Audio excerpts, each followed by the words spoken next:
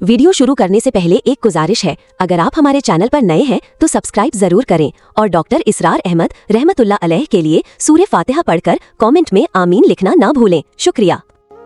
ए नबी, तुमने देखा उस शख्स को, उसके हाल पर गौर किया जिसने अपनी ख्वाहिश नफ्स को अपना इलाह बना लिया है। अल्लाहु अकबर। इलाह, ला इलाहा इल्लल्लाह, कलमा तौहीद का मरकजी लफ्ज यहां आ रहा है। मन इत्तखज़ इलाहहु हवाहु, जिसने अपनी ख्वाहिश नफ्स को अपना माबूद बना लिया, इलाह बना लिया। अफअंत तकूनु अलैहि वकीला, क्या आप ऐसे शख्स की कोई जिम्मेदारी ले सकते हैं? सूद हराम हुआ करे जी, हराम वराम। हमारा धंधा जो है वो आगे बढ़ नहीं सकता, तो अल्लाह के हुक्म को पीछे डाला, नफ्स के तकाजे को आगे रखा। कौन माबूद है आपका? नाम अब्दुल्ला रखिए, नाम अब्दुल रहमान रखिए, है अब्दुल नफ्स, नफ्स के बंदे, नफ्स के गुलाम। ये मैंने यूं समझिए कि जैसे मैंने हिजरत और जिहाद की डेफिनेशंस की थी। हिजरत का बेस क्या है? पूछा गया अय्युल हिजरत अफजल या रसूलल्लाह, ए अल्लाह के रसूल बताइए सबसे आला हिजरत कौन सी है, अफजल? फरमाया अंताजुरा मा करे रब्बुक, हर उस चीज को छोड़ दो जो तुम्हारे रब को पसंद नहीं। आज रात ही से आप हिजरत शुरू कर सकते हैं। जायजा लीजिए क्या क्या चीजें मेरी जिंदगी में खिलाफ शरीयत है, तो अल्लाह को नापसंद है। फैसला कीजिए कि आज के बाद नहीं होगी, हिजरत शुरू हो गई।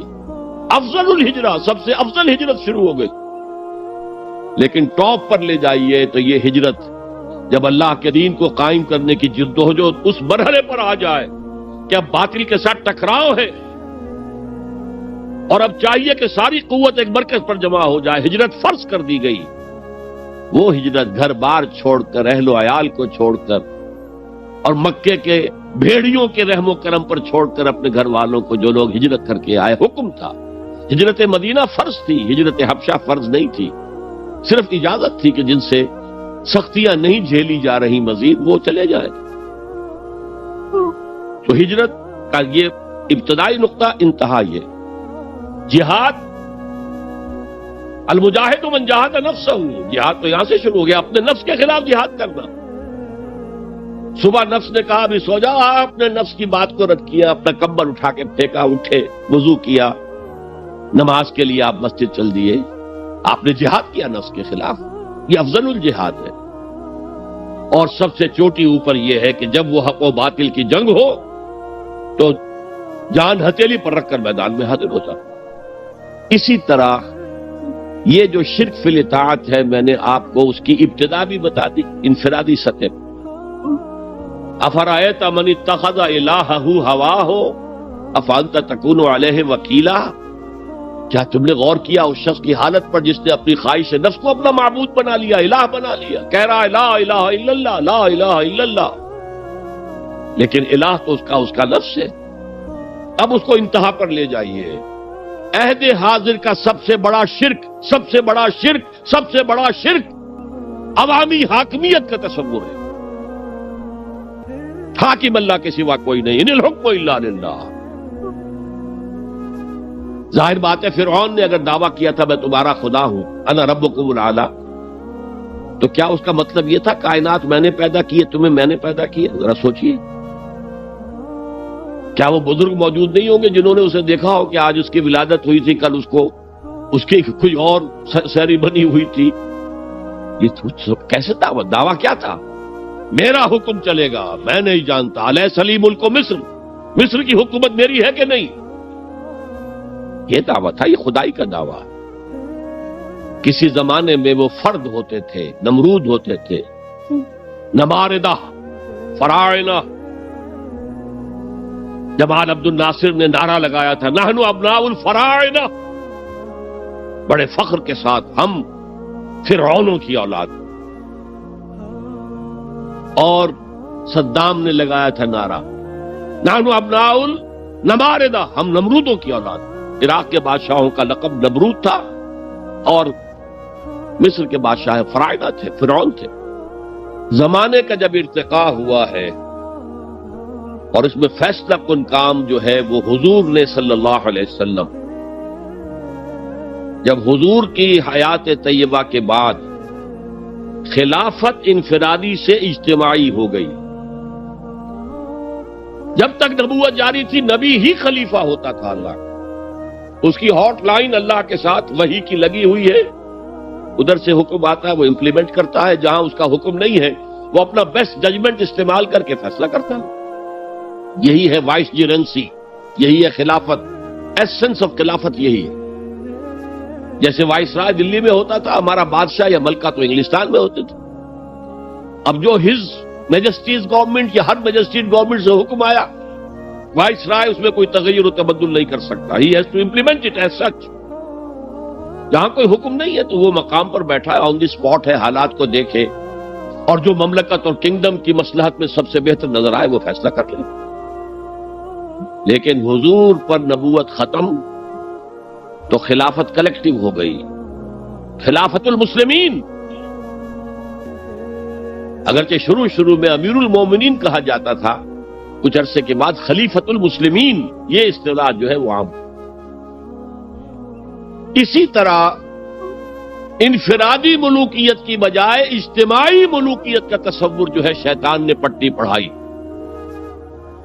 ابلیس کی مجلس شورا جو اقبال کی بڑی ہی یوں سمجھیے کہ اہم ترین نظموں میں سے, امت مسلمہ کے نام پیغام پر مشتمل وہ نظم جو ہے, اور وہ ان کے آخری ایام کی ہے اور وہ ان کی زندگی میں چھپی بھی نہیں تھی. ارمغان حجاز ان کے انتقال کے بعد چھپی ہے, جس میں آخری جو کلام تھا فارسی اور اردو دونوں کا جمع کر دیا گیا, ورنہ اس سے پہلے فارسی علیحدہ چھپتی تھی کتابیں, اردو کی علیحدہ. لیکن اب اتنا کم تھا کہ ان کے لیے علیحدہ کتابیں شائع کرنا مناسب نہیں سمجھا گیا. ابلیس نے مجلس شورا بلائی. ایک مجلس شورا کے جو رکن نے کہا کہ دیکھو جمہوریت کا دور آ گیا ہے, اب ہماری ابلیسیت کو تو بڑا خطرہ ہے, ابلیسی نظام تو ختم ہو جائے گا. جمہوریت توڑ دی بندوں نے آقاؤں کے خیموں کی تناب. یہ تو عوام نے جو ہے اپنے آقا بیرنز اور لارڈز اور بادشاہوں کے خیموں کی تنابیں توڑ دی, گرا دیے خیمے.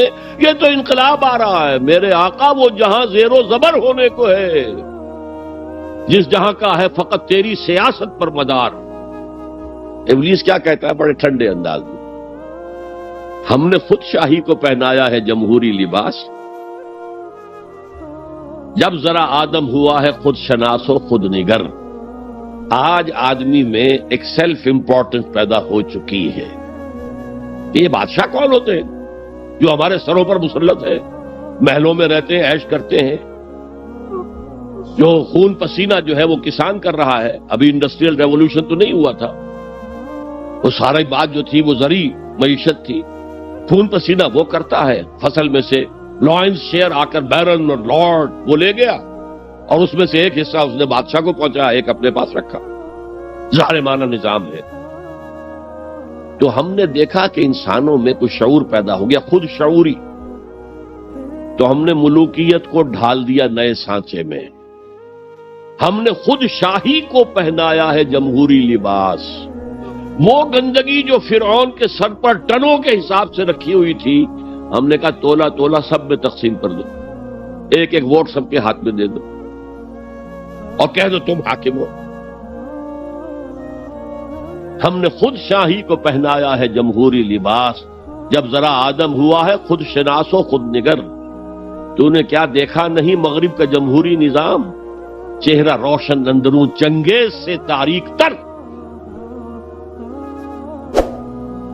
It is the dictatorship of the capitalist, جسے جمہوریت کا نام دیا جا رہا ہے. کھیل ہے, تماشا ہے. تو آج کی دنیا کا سب سے بڑا شرک اسے کوئی جانتا ہی نہیں. وہ شرک فی العقیدہ ان کو معلوم ہے, اور اس کے اوپر فتوے بھی وہ لگا دیں گے. کوئی قبر کے سامنے کھڑے ہو کر کوئی دعا کر رہا ہے, کسی کو رکوع کر لیا, کسی نے سجدہ کر لیا, تو خیر ٹھیک ہے, وہ تو ایک شرک جلی ہو رہا ہے, وہ تو معلوم ہے, اس کی نفی ہو رہی ہے. لیکن یہ وہ تھے شرک جو پہلے تھے. آج کا شرک بالکل اور ہے. آج کا شرک دو میں گنوا دیتا ہوں آپ کو. ایک ہے عوامی حاکمیت کا تصور, ایک ہے مادہ پرستی کا تصور. مادے پر سارا توکل اور اعتماد ہے. اللہ پر کہاں توکل رہا, کہاں اعتماد رہا. میٹیریلزم یہ ایک مذہب ہے، یہ ایک فلسفہ ہے۔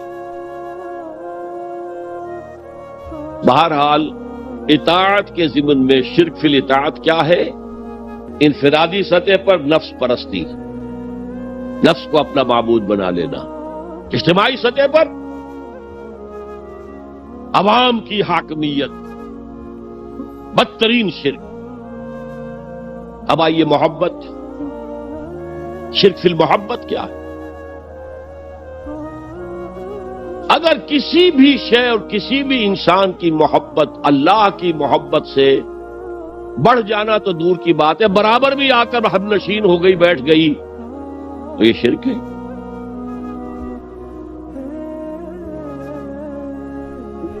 والذین آمنوا اشد حبا للہ، جب تک اشد محبت آپ پہ اللہ کی نہیں ہوگی، اگر کوئی اور شے محبوب ہے تو من الناس من یتخذ من دون اللہ اندادا یحبونہم کحب اللہ، لوگوں میں سے ایسے بھی ہیں جنہوں نے اللہ کو چھوڑ کر کسی اور چیزوں کو مد مقابل بنا لیا ہے، ان سے وہ محبت کرتے ہیں جو اللہ سے کرنی چاہیے تھی۔ توحید کا تقاضا ہے لا محبوب الا اللہ، لا مطلوب الا اللہ، لا مقصود الا اللہ۔ مقصود و مطلوب اور محبوب حقیقی اللہ کے سوا کوئی۔ اور وہ آیت میں آپ کو سنا چکا ہوں، سورہ توبہ کی آیت نمبر 24، انتہائی لرزا دینے والی آیت۔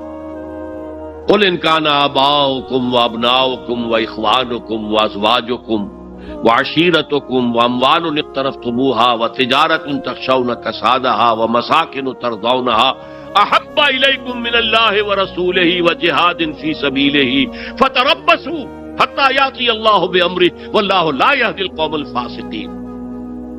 اے نبی ان کے کان کھول دیجئے، اچھی طرح سنا دیجئے کہ اے لوگو، اے ایمان کے دعوے دارو، اگر تمہیں اپنے باپ، اپنے بیٹے، اپنے بھائی، اپنی بیویاں یا بیویوں کے لیے شوہر اور اپنے رشتہ دار اور اپنے وہ مال جو بڑی محنت سے کما کر کھتے بھرے ہوئے ہیں اور اپنی وہ تجارت جس کی کساد بازاری کا تمہیں اندیشہ رہتا ہے مندہ نہ ہو جائے، اور اپنے وہ محل، اپنی حویلیاں جو تم نے تعمیر کی ہیں اور بہت تمہیں محبوب ہیں، انہیں خوب فرنش کیا ہے، اگر یہ 8 چیزیں محبوب تر ہیں اللہ سے اور اللہ کے رسول سے اور اللہ کی راہ میں جہاد سے، تو جاؤ دفع ہو جاؤ، وہاں بیٹھ کر انتظار کرو یہاں تک کہ اللہ اپنا فیصلہ سنا دے، اور اللہ ایسے فاسقوں کو کبھی ہدایت نہیں دیتا۔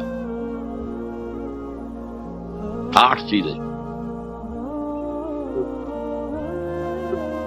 اقبال نے بہت خوب کہا ہے، یہ مال و دولت دنیا، یہ رشتہ و پیوند، 5 قریب ترین رشتے آ گئے، باپ، بیٹا، بھائی، زوجین اور رشتہ دار۔ رشتہ و پیوند یہ جوڑنے والا، اور مال و دولت دنیا کی 3 شکلیں آ گئیں۔ دولت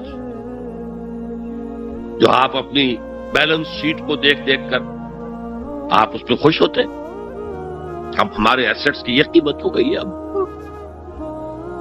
اور وہ مکانات جو آپ نے بنائے ہیں بڑے محبوب ہیں، اور ایسے بنائے ہیں، قرآن مجید میں آتا ہے لعلکم تخلدون، ایسے بنا رہے ہیں تمہیں ہمیشہ رہنا ان مکانوں کے اندر، اور وہ کاروبار جن میں تمہیں اندیشہ رہتا ہے کہ کہیں کساد نہ ہو جائے، کوئی ڈپریشن نہ آ جائے۔ یہ 8 چیزیں، یہ مال و دولت دنیا 3، یہ رشتہ و پیوند، بتان وہم و گما لا الہ الا اللہ، یہ سب وہم و گمان کے بت ہیں جن کی پرستش میں تم لگے ہو۔ ان سب کی پرستش چھوڑو تو لا الہ الا اللہ کا حق ادا ہو۔ اب اس اصول کو بھی اپلائی کرنا شروع کیجئے۔ آئیے انڈیویجول لیول پر، دولت کی محبت، اگر آپ کو دولت کی محبت آمادہ کرتی ہے کہ اللہ کے حدود کو پامال کریں، حرام ذرائع استعمال کریں، دولت آنی چاہیے، حلال سے ہو، حرام سے ہو، جائز ہو، ناجائز سے ہو، بائی ہوک اور بائی کروک دولت آنی چاہیے، تو آپ کی محبوب حقیقی کون ہوئی؟ دولت۔ یہ دولت آپ کی معبود ہے۔ کون بڑے سے بڑا موحد اس شرک کا احساس رکھتا ہے؟ اور حضور نے اس قدر کلیئر فرمایا ہے تعس عبد الدینار و عبد الدرہم، ہلاک ہو گیا یا ہلاک ہو جائے، یہ کلام خبریہ ہے یا یہ بددعا ہے؟ تعس عبد الدینار و عبد الدرہم، درہم و دینار کا بندہ ہلاک ہو جائے۔ نام عبد الرحمن ہے، حقیقت میں عبد الدینار ہے، عبد الدرہم۔ درہم و دینار آنے چاہیے،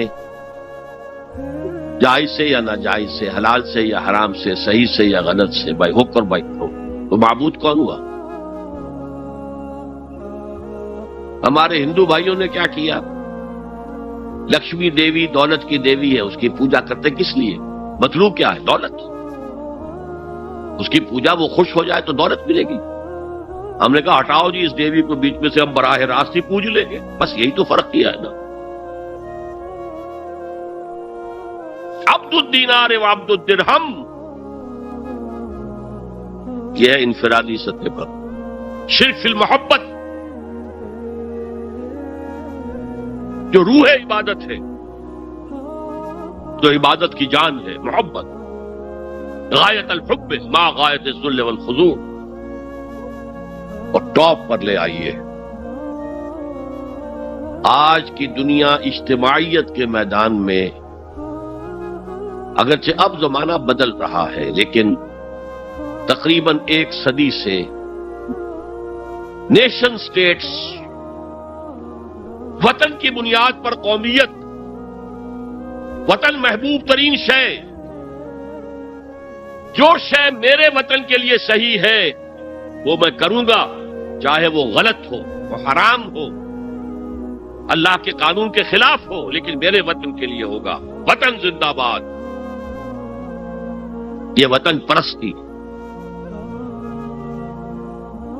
اس وطن پرستی کے مذہب کی ایک نماز بھی ہے، ترانہ ہو رہا ہے تو کھڑے ہو جاؤ، قنوت، کھڑے ہو جانا عبادت کا حصہ ہے۔ اس کا جھنڈا سلامی دو، یہ وطن کے معبود کے ریچولز ہیں، مذہب وطنیت۔ اسی لیے اقبال نے کہا تھا، اس کو سمجھا نہیں کسی نے بھی،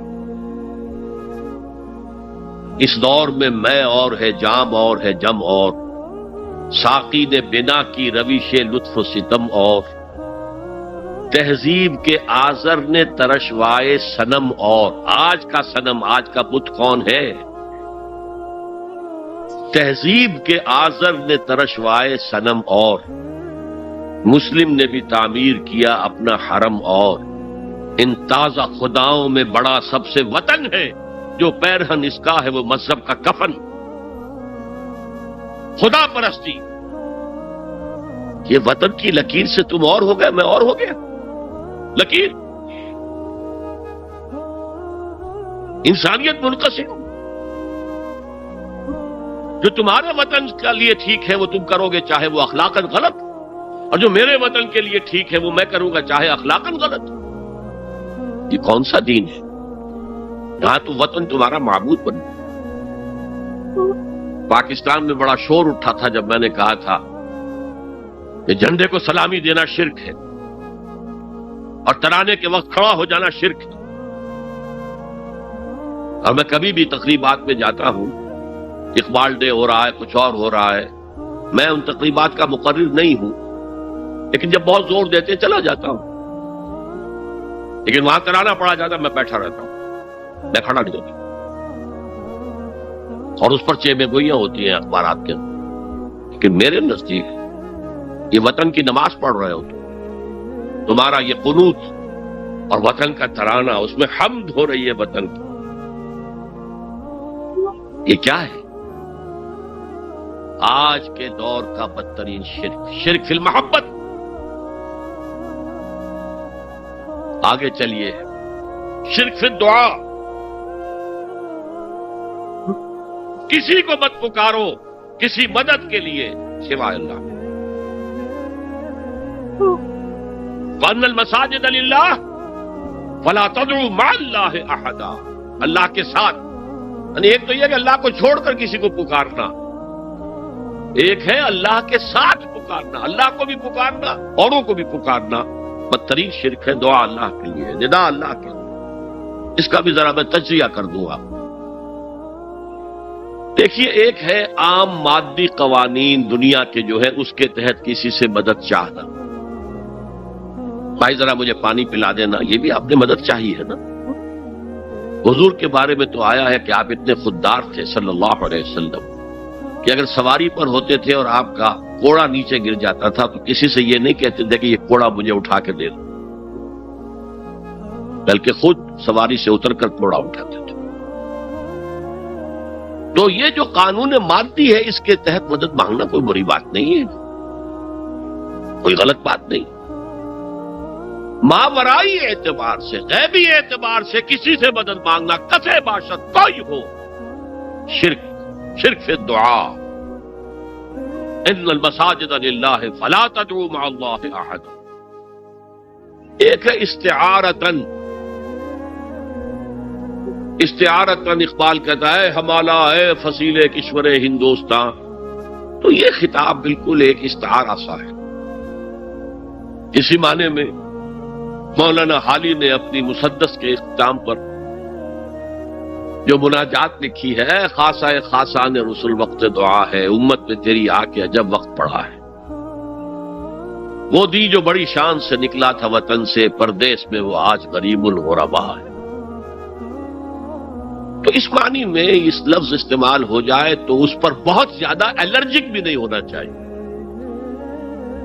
لیکن غیبی طور پر کسی کے بارے میں یہ عقیدہ رکھ کر کہ وہ میری مشکل کشائی کر سکتا ہے، حاجت روائی کر سکتا ہے، میری مدد کر سکتا ہے، یہ شرک ہے. اور اس کے شرک ہونے میں کوئی شک نہیں. ان المساجد للہ فلا تدعوا مع اللہ احد. اب دیکھیے ہمارے یہ فرشتے یہاں بیٹھے ہیں نا، ہم کہہ سکتے ہیں ذرا بھائی میرا یہ کام کر دینا؟ نہیں کہہ سکتے. جبرائیل کو پکار سکتے ہیں، اے جبرائیل ذرا میرا یہ کام کر دینا؟ نہیں. وہ عالم غیب کی شے ہے. کسی ولی اللہ کی روح کو پکار کر کہنا کہ میری یہ مشکل دور کر دے؟ نہیں. اللہ سے کہیں، اللہ کو پکارے، اللہ جس کے ذریعے سے چاہے آپ کی ضرورت پوری کر دے. اس ضمن میں میں کہوں گا کہ شاہ ولی اللہ دہلوی نے ایک بات کہی ہے، اگرچہ مجھے اس کی کوئی دلیل اپنے طور پر انڈیپینڈنٹلی کتاب و سنت میں نہیں ملی ہے، لیکن شاہ صاحب کا ایک مقام مرتبہ ہے جو میری نگاہ میں بہت بلند ہے. میرے نزدیک دو عظیم شخصیتیں عالم اسلام کی، امام ابن تیمیہ اور امام غزالی کو جمع کریں تو شاہ ولی اللہ بنتے ہیں. اتنی عظیم شخصیت. انہوں نے یہ لکھا ہے کہ جو اللہ کے برگزیدہ بندے ہوتے ہیں، اولیاء اللہ، اللہ تعالیٰ ان کی ارواح کو ان کے فوت ہونے کے بعد ملائکہ کے طبقہ اسفل میں شامل کر دیتے ہیں، اور وہ بھی جس طرح وہ ملائکہ اللہ کے احکام کی زمین میں تنفیذ کر رہے ہیں وہ بھی اسی کام میں لگ جاتے ہیں. میں نے عرض کیا کہ میرے پاس انڈیپینڈنٹلی کوئی دلیل نہیں ہے اس کے حق میں، لیکن شاہ صاحب کا فرمانا خود میرے لیے ایک درجے میں دلیل ہے. لیکن یہاں ایک تو یہ نوٹ کرنے کا، ملائکہ کا طبقہ اسفل، ملائکہ کا سب سے نچلا طبقہ، اور اللہ کے حکم کی تنفیذ کرتے تو فرشتے کر رہے ہیں، وہ بھی ہوں. ہمیں سے کیا غرض ہے؟ ہم نہ فرشتے کو پکار سکتے ہیں اور نہ کسی ولی اللہ کو پکار سکتے. پکارو اللہ کو. قال ربکم ادعونی استجب لکم ان الذین یستکبرون عن عبادتی سیدخلون جہنم داخرین. تمہارا رب کہتا ہے مجھے پکارو، مجھ سے مانگو، میں تمہیں دوں گا، تمہاری دعا سنوں گا، قبول کروں گا. اور جو بربنائے تکبر مجھ سے نہیں مانگتے وہ جہنم میں داخل ہوں گے، ذلیل و خوار ہوں گے. حضور نے ایک بات، مجھے متن یاد نہیں ہے، بہت پیاری فرمائی. دیکھو انسانوں سے تم مانگتے ہو کچھ تو ایک دفعہ تو اس کے ماتھے پر، تیوری پر بل پڑ ہی جاتا ہے، یہ کیوں میرے سامنے ہاتھ سوال کیا، کیوں مجھ سے مانگ رہا ہے، چلیے بعد میں کچھ وہ دے ہی دے، کہ ناگوار گزرتا ہے. ارے اس سے مانگو جو کہتا ہے کہ مجھ سے مانگو اور میں دوں گا. وہ نہ مانگنے پہ ناراض ہے اس سے نہیں مانگتے. رات کے آخری ساعتوں میں، یا جسے آپ کہتے ہیں the small hours of the morning، حدیث میں آتا اللہ نزول اجلال فرماتے، جس کو ہم نہیں جانتے کیسے نزول ہوتا ہے. ذات باری تعالیٰ اور اس کے متعلقات کے بارے میں جو بات آ گئی قرآن میں حدیث میں وہ ہم مانتے ہیں. کیسا یہ ہم نہیں جانتے. اس کا ہاتھ ہے کیسا ہے ہم نہیں جانتے. اس کا چہرہ ہے کیسا ہے ہم نہیں جانتے. اس کی ساق ہے، اس کی پنڈلی ہے کیسی ہے ہم نہیں جانتے. وہ سنتا ہے کیسے سنتا ہے ہم نہیں جانتے. کیا اس کے کان ہیں؟ کیا اسے بھی ساؤنڈ ویوز کی ضرورت ہے سننے کے لیے؟ وہ دیکھتا ہے کیسے دیکھتا ہے ہم نہیں جانتے. وہ اترتا ہے کیسے اترتا ہے ہم نہیں جانتے. جو قرآن میں آ گیا حدیث میں آ گیا مان لیجئے بس. باقی یہ متشابہات میں سے ہے. اس کی کھود کرید میں پڑو گے تو فتنے میں مبتلا ہو جاؤ. ابتغاء الفتنۃ وابتغاء تاویلہ. لہذا حدیث میں آتا ہے کہ رات کی آخری ساعتوں میں اللہ سمائے دنیا تک نزول فرماتے اور پھر ندا لگتی ہے حل من سائل فاعطیہ، ہے کوئی سوال کرنے والا مانگنے والا کہ میں اسے دوں. حل من مستغفر فاغفر لہ، ہے کوئی گناہوں کی معافی چاہنے والا کہ میں اسے معاف کر دوں. ہم انٹا غفیل سو رہے.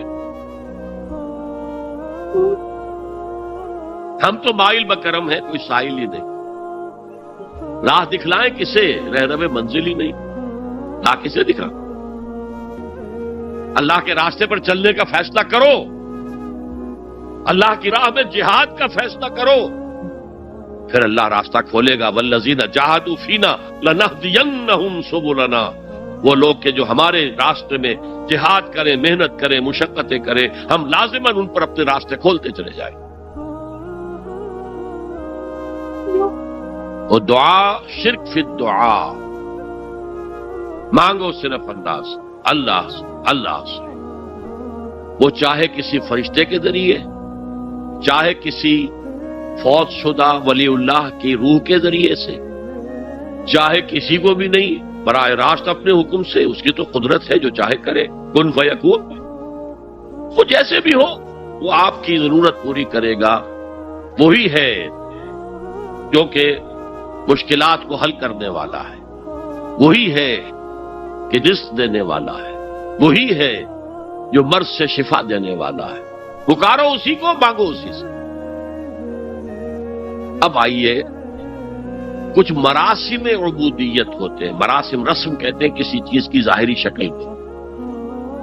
رہ گئی رسم ازاں روح بلالی نہ رہی، فلسفہ رہ گیا تلقین غزالی نہ رہی. یہ قرآن کا بھی ہم اسے رسم الخط کہتے ہیں. رسم الخط. اور یہ حضرت عثمان کے زمانے میں فائنل ہوا ہے کہ یہ اس طریقے سے لکھا جائے. تو عبدیت کے اظہار کے لیے کچھ رسومات ہیں، جس میں سے ایک پر گفتگو ہو چکی ہے، قنوت. والقانتین والقانتات.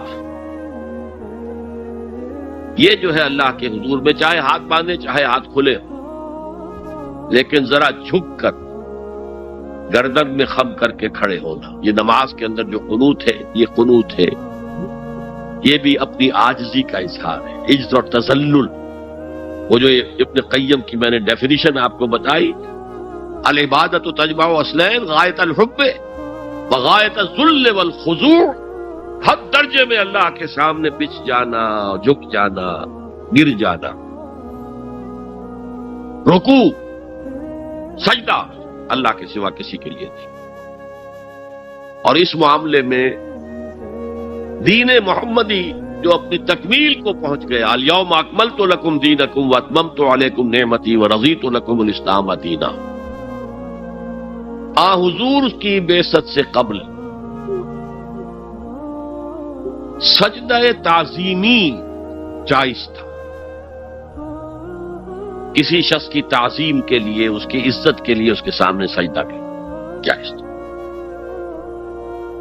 حضرت یوسف کے سامنے ان کے والدین اور 11 بھائی سجدے میں گر گئے. بچپن میں خواب دیکھا تھا اور 40-50 سال بعد اس کی تعبیر بالفعل ایک اس واقعے کے طور پر سامنے آ گئے. سجدہ کرنا، جھکنا، سجدہ کرنا، یہ جائز تھا سجدہ تعظیم. حضور پر شریعت مکمل، توحید مکمل، اب ہر نوع کا سجدہ حرام مطلق ہے سوائے اللہ کی کسی کو. ہمارے مسلمانوں نے بھی اپنے دور ملوکیت میں سجدہ تعظیمی شروع کرا. عدالت کے اندر بادشاہ کے دربار میں جا رہے تو سجدہ، سر جھکا کر رکوع کی حالت میں. یا آپ کے پڑوس میں جو حیدرآباد کی ریاست تھی، سلام کیسے کرتے تھے، کتنے جھکتے تھے، اور پھر وہ جھک کر وہ سلام ہو رہے. یہ مشرکانہ فعل ہے. مغلیہ دربار میں بھی تھا. شیخ احمد سرہندی رحمت اللہ علیہ نے کہا غلط ہے، حرام ہے، جائز نہیں. دربار میں شکایت پہنچ گئی. آخر مخبری کرنے والے بھی تھے، حاسد بھی تھے. وَمِن شَرِّ حَاسِدٍ إِذَا حَسَدَ. طلبی ہو گئی، بلایا گیا دربار میں حاضری، اور ایسا اہتمام کیا گیا کہ جب حضرت مجدد آگے آئے بادشاہ تک جانے کے لیے تو درمیان میں ایک دیوار سی حائل کر کے اس میں کھڑکی کھول دی کہ اس میں سے جھک کر گزریں گے نا تو رکوع کسی درجے میں تو ہو جائے گا. رکوع بھی سجدے ہی کی ایک شکل ہے، سجدے کا ہاف کہہ لیجئے. لیکن یہ کہ جب آیات سجدہ آتی ہے قرآن مجید میں، وہ عام نمازوں میں دیکھتا ہوں کہ وہ آیات سجدہ والی آیات پڑھی دی جاتی، حالانکہ ان کی ایک خاص کیفیت ہے. تراویح میں تو پڑھی جاتی ہے لیکن پہلے بتا دیتے ہیں کہ یہ دوسری رکعت میں یا پہلی رکعت میں سجدہ آ رہا ہے تو لوگ تیار ہوتے ہیں. رکوع بھی اگر فوراً ہو جائے آیت سجدہ کے بعد تو اس سے بھی اس سجدے کا حق ادا ہو جاتا. بہرحال حضرت شیخ مجدد رحمت اللہ علیہ دربار میں آئے تو اس کھڑکی میں سے پہلے پاؤں گزارے، پھر اپنا سر نکالا. کہ جیل میں ڈال دیے گئے، کوئی پرواہ نہیں. حاضر ہوا میں شیخ مجدد کی لحد پر، وہ خاک کے ہے زیر فلک مطلع انوار. گردن نہ جھکی جس کی جہانگیر کے آگے، جس کی نفس گرم سے ہے گرمی احرار. وہ ہند میں سرمایہ ملت کا نگہباں، اللہ نے بر وقت کیا جس کو خبردار. دین الہی، دین محمدی کے خاتمے کا اعلان تھا. اب بڑے بڑے مولویوں نے یہ اکبر کو سبق پڑھایا تھا. بڑے مولوی، درباری مولوی، انہوں نے سبق پڑھایا تھا. اللہ کا ایک دن 1000 برس کا ہوتا ہے، اور اللہ کا ہر معاملہ 1000 سال تک ہوتا ہے. اب 1000 سال ہو گئے محمد کی رسالت کو، ان کی رسالت کا دور ختم صلی اللہ علیہ وسلم. اب دوسرا 1000 سال، اسی لیے الف ثانی کہتے ہیں نا، الف ہزار کو کہتے ہیں الف ثانی. یہ دوسرا 1000واں سال جو شروع ہو گیا ہے، اس میں ایک نئے دین کی ضرورت ہے. وہ دین اکبری ہے، دین الہی ہے. اور دین الہی کیا تھا؟ یہ ایک بہت بڑی سیاسی تدبیر تھی، اصل میں بہت بڑی سیاسی تدبیر، اور اس کا ظہور بعد میں بھی ہوا ہے ہندوستان کی سرزمین میں. وہ یہ کہ ہندوستان کی ترقی میں جو چیز سب سے بڑی رکاوٹ ہے وہ مذہبی اختلافات ہیں. لہذا ایسا کرو، سارے مذاہب جو ہیں اسے ہاون دستے میں ڈالو، کوٹ کوٹ کے چورا چورا کر کے بناؤ صفوف، اور یہ مذہب سب کا ہو جائے تو مذہبی اختلافات ختم ہو جائے. دوسری بات ان کی سمجھ میں یہ آ گئی کہ اصل میں اختلاف رسالت اور شریعت کی بنیاد پر ہوتے ہیں. لہذا دین الہی، بس خدا کو مانو، بس رسالت وغیرہ کو چھوڑو. خدا تو سب کا رب ہے، اسے آپ پرماتما کہہ لے، مہادیو کہہ لے، جو چاہے کہہ لے، اللہ کہہ لے، رام کہہ لے. قل ادعوا اللہ والرحمن ایما تدعوا فلہ الاسماء الحسنی. قرآن کہتا ہے تم اللہ کہہ کر پکار لو یا رحمان کہہ کر پکار لو، جس کو بھی تم پکار رہے ہو یہ جان لو کہ تمام اچھے نام اسی کے. یہ فلسفہ تھا بہت گہرا. وہ جاہل تھا، ان پڑھ تھا، لیکن بہت بڑا سیاستدان تھا اکبر، اس میں کوئی شک نہیں. لیکن یہ کہ اگر ایک حکومت، اور جو سب سے بڑا مغل اعظم جس کو کہتے ہیں، اس کے زمانے میں مسلمانان ہند جو ہیں سیاسی اعتبار سے اپنے عروج پر تھے، لیکن دینی اعتبار سے پاتال کا معاملہ آ گیا تھا. دین محمدی ختم. 1000 سال کا ایک دن ہے اور وہ ختم ہو چکا. اللہ نے اٹھایا مجدد الفسانی رحمت اللہ علیہ اور ان کی درویشانہ مساعی کے ذریعے سے. اب دیکھیے اس زمانے میں تصوف کے ذریعے سے سب سے بڑا شرک آ رہا تھا. وحدت الوجود کی ایسی تعبیرات ہو رہی تھی جو ہماوست بن گئی تھی. ہماوست اور وحدت الوجود کے درمیان تو زمین آسمان کا فرق ہے. ہماوست میں کائنات حقیقی ہے، خدا اس میں حل ہو چکا ہے، اس کے اندر ظاہر ہو گیا. اور وحدت الوجود میں وجود حقیقی صرف اللہ کا ہے، اس کائنات کا وجود کوئی ہے ہی نہیں حقیقت میں. لیکن یہ ختم ہو رہا تھا. اس پہلو سے مجدد الفسانی کے مجدد اعظم کو اللہ نے کھڑا کیا. شیخ احمد حضرت عمر کی اولاد سے تھے، فاروقی تھے. شاہ ولی اللہ بھی فاروقی تھے. رگے فاروقیم کہتے ہیں شیخ احمد صلی میری فاروقی رگ پھڑکتی ہے اس پر.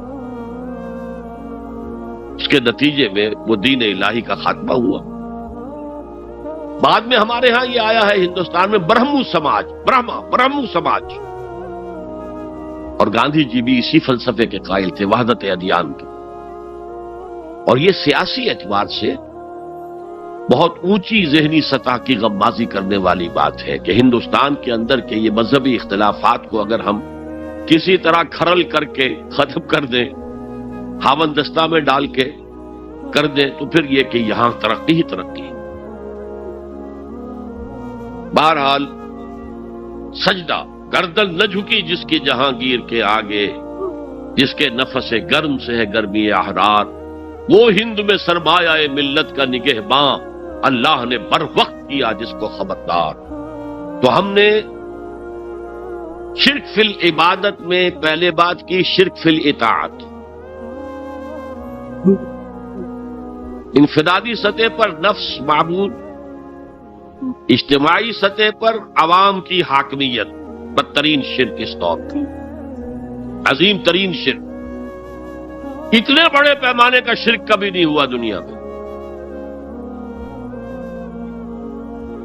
اس کے بعد شرک فی المحبت، مال کی محبت، تعس عبد الدینار و عبد الدرہم. وطن کی محبت یا کسی اور شے کی محبت، اگر وہ اللہ کی محبت کے برابر بھی آ جائے، بڑھ جائے تو اور بھی بڑی بات کہنی پڑے گی. لیکن ہمارے پاس شرک سے اوپر کی اصطلاح کوئی نہیں. پھر شرک دعا، اللہ کے سوا کسی اور سے حاجت روائی کے لیے، مشکل کشائی کے لیے پکارنا کسی. پھر شرک فی المراسم العبودیہ، قنوت ہے، رکوع ہے، سجود ہے. یہ ذل والخضوع کی، کسی کے سامنے جھک جانے کی ایک علامت ہے، سمبل ہے. اب آخری ہے اس میں اخلاص. اور اخلاص کی ضد کیا ہے؟ ریاکاری. کوئی عبادت اگر دکھاوے کے لیے کی جائے وہ شرک ہے. یہ شرک خفی کہلاتا ہے. مال کی محبت کا شرک بھی شرک خفی ہے. نفس کی اطاعت کا شرک بھی شرک خفی ہے. اور یہ سب سے خفی شرک ہے. حضور نے فرمایا صلی اللہ علیہ وسلم، من صلی یرائی فقد اشرکا ومن صام یرائی فقد اشرکا ومن تصدق یرائی فقد اشرکا. جس نے دکھانے کے لیے نماز پڑھی اس نے شرک کر لیا. جس نے دکھاوے کے لیے روزہ رکھا اس نے شرک کر لیا. جس نے دکھاوے کے لیے خیرات کی، صدقات دیے، وہ شرک کر چکا. قد اشرکا، قد اشرکا. یہ عربی کے مزاج سے واقفیت ہو، فعل ماضی پر قد جو ہے تو وہ پرفیکٹ ٹینس بن جاتا ہے. کر چکا، وہ شرک میں ملوث ہو چکا. من صلی یرائی فقد اشرکا ومن صام یرائی فقد اشرکا ومن تصدق یرائی فقد اشرکا. اور تجزیہ کر کے یہاں تک بتایا کہ اگر کوئی شخص نماز پڑھ رہا ہو اور جب وہ یہ دیکھے کہ کوئی اسے دیکھ رہا ہے تو اپنے سجدے کو طویل کر دے تو یہ شرک ہے۔ فرض کیجئے 5 سیکنڈ کا سجدہ وہ کر رہا تھا، اب اس نے 7 سیکنڈ کا کیا ہے، یہ 2 سیکنڈ کس کے لیے ہے؟ اس ایک سجدے کے 2 مسجود ہو گئے، تو 5 سیکنڈ کا سجدہ تو اللہ کے لیے، 2 اس کے لیے شرک ہو گئے۔ ایک اور بات فرمائی صلی اللہ علیہ وسلم، شرک خفی کو پہچاننا اور دیکھنا اتنا ہی مشکل ہے جتنا کہ کسی سیاہ شب میں، تاریک رات میں کسی سیاہ پتھر پر چلنے والی سیاہ چیونٹی کو دیکھنا مشکل۔ تشبیہ کا بلاغت اور فساد کی انتہا ہے، جیسے میں نے عرض کیا تھا کہ ایک جوڑے کی 2 جوتیوں کے مابین جو مشابہت ہے، امت مسلمہ اور سابقہ امت بنی اسرائیل کی، ان کے اوپر جو حالات وارد ہوئے ان میں وہی مشابہت۔ تاریک شب ہے، سیاہ پتھر ہے، اس پر سیاہ چیونٹی رینگ رہی ہے، جتنا اس کو دیکھنا مشکل ہے اتنا ہی شرک خفی کو پہچاننا مشکل۔ کدھر کدھر سے آپ پر حملہ آور ہو جائے گا، کدھر کدھر سے آ کر آپ کی عبادت میں، آپ کی توحید میں نقب لگائے گا، اس کا آپ کو اندازہ ہو نہیں سکتا۔ بڑا مشکل ہے، بہت زیادہ چوکس رہنے کی ضرورت ہے، اور اس کا علاج بتایا گیا ہے خاص طور پر عبادات کے ضمن میں، کہ کچھ نہ کچھ عبادت نفل بھی کی جائے، اور نفل عبادت اس طور سے کی جائے کہ کسی کو پتہ نہ چلے۔ اب ہمارا حال یہ ہو گیا ہے کہ ساری، اگر کوئی عشاء کی 17 رکعتیں پڑھتا، سب کی سب مسجد میں پڑھتا، حالانکہ صحابہ کے دور میں مسجد تھی فرائض کی ادائیگی، باقی جا کر نماز گھر میں پڑھو گے وہ افضل ہے، اور نوافل تو خاص طور پر اگر کسی کو تہجد کی توفیق ہو گئی ہے تو کسی نہ کسی طرح ڈھنڈورا پیٹے گا، اسے جی کیا کرے، رات کو جاگنا ہوتا ہے، طبیعت جو ہے بڑی بھاری رہتی ہے، ہو گیا اپنا ڈھنڈورا پیٹ دیا، تو اس سے تو مرض اور 2 آتشا ہو جائے گا، ریاکاری اور بڑھ جائے گا۔ اسی طریقے سے صدقات نافلہ فرمایا ایسے دو کہ داہنا ہاتھ جو کچھ دے بائیں ہاتھ کو پتہ نہ چلے، کسی کو پتہ نہ چلے۔ اس سے وہ ریاکاری کی جڑیں کٹتی ہیں، ریاکاری کی جڑیں جو ہیں دل کے اندر سے کٹتی ہیں۔ یہ علاج ہے ریاکاری کا، لیکن ریاکاری شرک ہے۔ اب میں آخری بات پر آ رہا ہوں۔ آپ نے سوچا ہوگا کہ اس تجزیے کے تحت تو ہر گناہ جو ہے ادنا سے ادنا گناہ بھی شرک ہے۔ فجر کی نماز کے وقت اگر اٹھ کے نہیں گئے اور چادر یا کمبل کو سیدھا کر کے لیٹ گئے تو یہ شرک ہے۔ پھر کون سے گناہ ہے جو اللہ معاف کرے گا؟ یہ جو میں نے آیت آپ کو 2 دفعہ جو آئی ہے سورہ نساء میں سنائی، ان اللہ لا یغفر ان یشرک بہ ویغفر ما دون ذلک لمن یشاء، اللہ تعالیٰ اس کو تو ہرگز نہیں بخشے گا کہ اس کے ساتھ شرک کیا جائے، البتہ اس سے کم تر جس کو چاہے گا بخش دے۔ تو جان لیجئے یہ جو باریک تجزیہ میں نے کر کے بتایا ہے یہ اپنی جگہ 100% درست ہے، لیکن ان میں جو یہ چیزیں ہیں، کوئی کوتاہی ہو گئی، کوئی گناہ ہو گیا، کوئی شریعت کی مخالفت ہو گئی، نفس کے کسی اس وقت کے دباؤ میں آ کر یہ گناہ شمار ہوں گے اگر یہ آپ کی طبیعت ثانیہ نہ بن جائے۔ اگر یہ آپ کی سیکنڈ نیچر بن گئے تو ایک گناہ بھی ساری تباہی لانے کے لیے کافی ہے۔ اگر آپ نے ڈیرے ڈال دیے، غلطی ہو گئی، معافی مانگو، توبہ کرو، استغفار کرو، اللہ صاف کر دے گا۔ نہیں کرو گے تو پھر ایک گناہ پر بھی دوام اگر ہو گیا اور اس گناہ نے ایک نے بھی تمہارا احاطہ کر لیا تو وہ جہنم میں خلود کی وعید قرآن میں آئی ہے۔ بلا من کسب سیئۃ وَأَحَاطَتْ بِهِ خَطِیئَتُهُ فَأُولَٰئِکَ أَصْحَابُ النَّارِ هُمْ فِیہا خَالِدُونَ۔ جو نہیں جس نے کوئی ایک بھی بڑا گناہ، چھوٹا نہیں، یہ چھوٹے چھوٹے گناہ جو ہوتے رہتے ہیں، گناہ کبیرہ لمم جن کو کہا گیا ہے، اس کی اللہ تعالیٰ کے ہاں پکڑ نہیں ہے، بلکہ وضو کرتے ہیں تو ہاتھوں کے اس طرح کے گناہ وہ دھل جاتے ہیں، آنکھوں کے گناہ دھل جاتے ہیں۔ گناہ کبیرہ اگر ایک بھی کریا اور مستقل کیا اور اس پر ڈیرے ڈال دیے اور وہ آپ کا احاطہ کر لے، آج کے دور میں سود کا نظام، سودی کاروبار، وہ تو آپ کا احاطہ کر گیا، آپ کے پورے وجود کا احاطہ کر گیا۔ بلا من کسب، اور کسبہ کہتے ہیں جان بوجھ کر کرنا۔ ایک ہے خطا سے ہو گیا، غلطی سے ہو گیا، وقتی طور پر کوئی تحریک ایسی ہو گئی، غلط ماحول میں بیٹھے ہوئے تھے، اس کے زیر اثر کوئی آپ سے بھی غلط حرکت سرزد ہو گئی، کبھی نفس کا جوش کچھ ایسا ہوا کہ آپ مغلوب ہو گئے، ٹھیک ہے، اسینشلی وہ شرک ہے، لیکن یہ شرک گناہ کے درجے میں شمار ہوگا اگر آپ توبہ کر لیتے ہیں، رجوع کرتے ہیں، استغفار کرتے ہیں، اللہ بخشنے والا۔ لیکن اگر ایک گناہ کبیرہ بھی جان بوجھ کر اختیار کر لیا اور اسے مستقل اپنی زندگی کے اندر شامل کر لیا، بلا من کسب سیئۃ واحاطت بہ خطیئتہ فاولئک اصحاب النار هم فیہا خالدون، تو وہ پھر جہنمی ہیں، آگ والے ہیں، اور اس میں ہمیشہ ہمیشہ کے لیے رہنے والے۔ شرک فی ذات کے ضمن میں نے عرض کیا تھا کہ سورہ اخلاص جامع ترین اس کی نفی پر ہے، اور شرک فی صفات کی کامل نفی پر آیت الکرسی ہے۔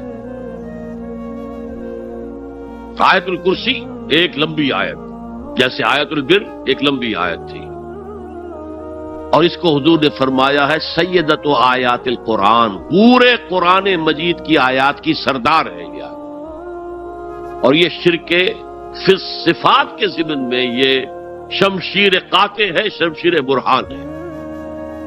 اللہ لا الہ الا ہو الحی القیوم، یہ وہی ہے، قل هو اللہ احد اللہ الصمد الحی، اللہ زندہ ہے، لیکن اس کی زندگی کو اپنی زندگی پر قیاس نہ کرنا۔ تمہیں خوراک کی احتیاج ہے، اسے کوئی ضرورت نہیں۔ ما اريد منهم من رزق وما اريد ان يطعمون، مجھے کوئی احتیاج نہیں کہ مجھے کوئی رزق پہنچائیں، رزق دیں، مجھے کھلائیں، مجھے کوئی ضرورت نہیں۔ پھر تمہاری حیات نیند، اونگ، تھکان، ان تمام کمزوریوں کے ساتھ ہے۔ وہ الحی ہے، اپنی ذات میں خود زندہ ہے، حیات اس کی ذاتی ہے، کسی اور نے عطا نہیں کی ہے۔ ہماری تو مستعار ہے، عمر دراز مانگ کے لائے تھے، 4 دن 2 آرزو میں کٹ گئے، 2 انتظار میں۔ اور القیوم بقیہ پوری کائنات کے لیے وہی ہے، اس کو تھامے ہوئے ہے۔ لا تاخذہ سنۃ ولا نوم، الحی، حیات کامل، کہ اس کو نہ نیند آتی ہے نہ اونگ آتی ہے۔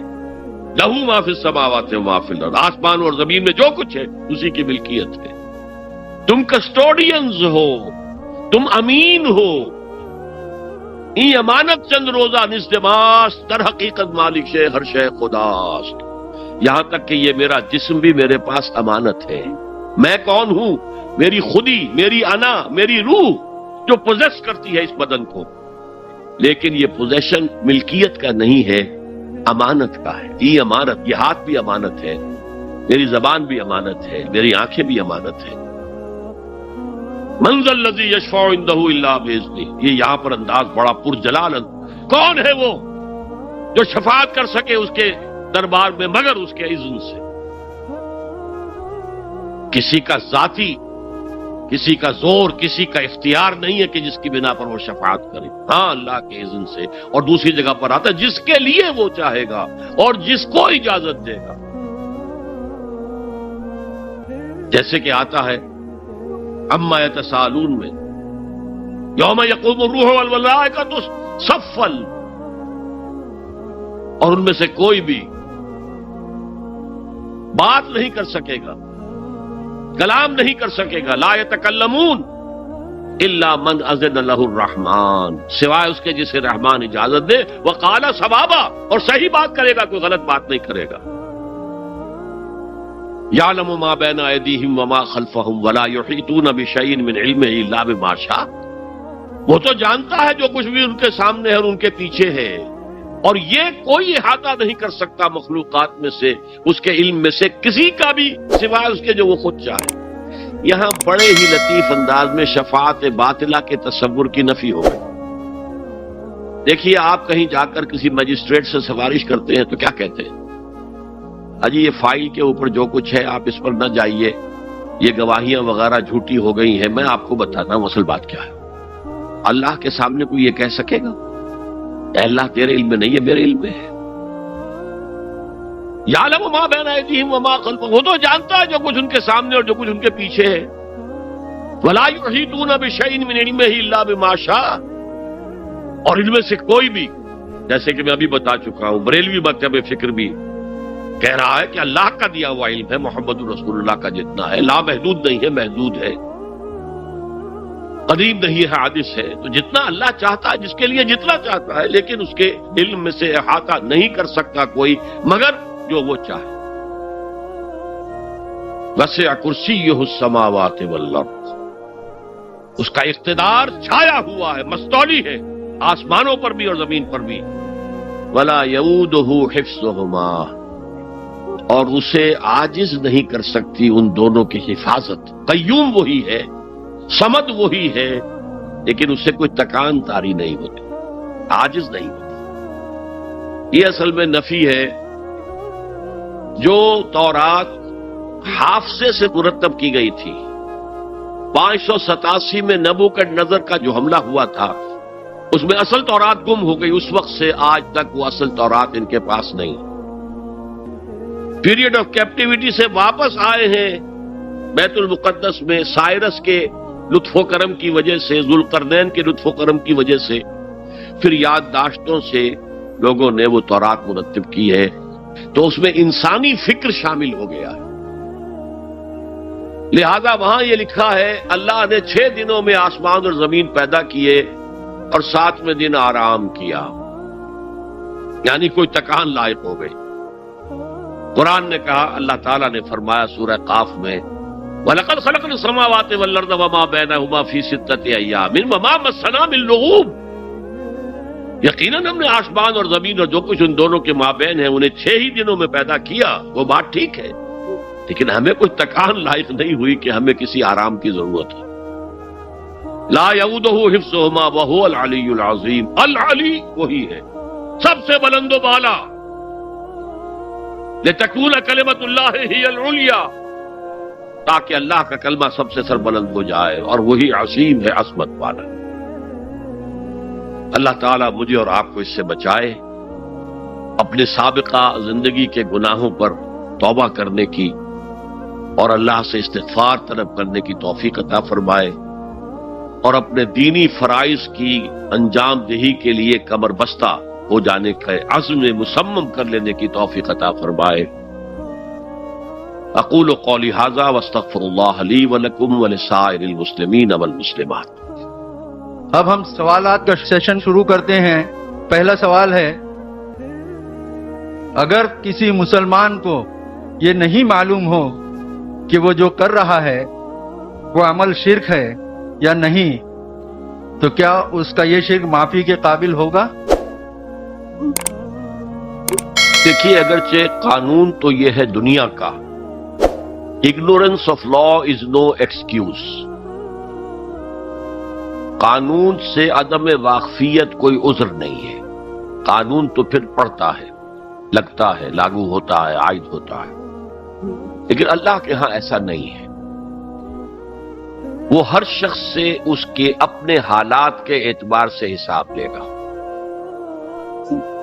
کن حالات میں پیدا کیا گیا، کیا جینز اس کو دیے گئے تھے، کن حالات میں وہ پلا بڑھا ہے، اس کے انوائرمنٹل فیکٹرز کیا تھے، پھر یہ کہ جن لوگوں کی ذمہ داری تھی کہ اسے دین کا پیغام پہنچائے انہوں نے کوتاہی کی، اور اگر اس کی وجہ سے یہ لا علم رہا اور اس نے بات کو نہیں سمجھا تو میں سمجھتا ہوں اللہ تعالیٰ نرمی فرمائیں گے۔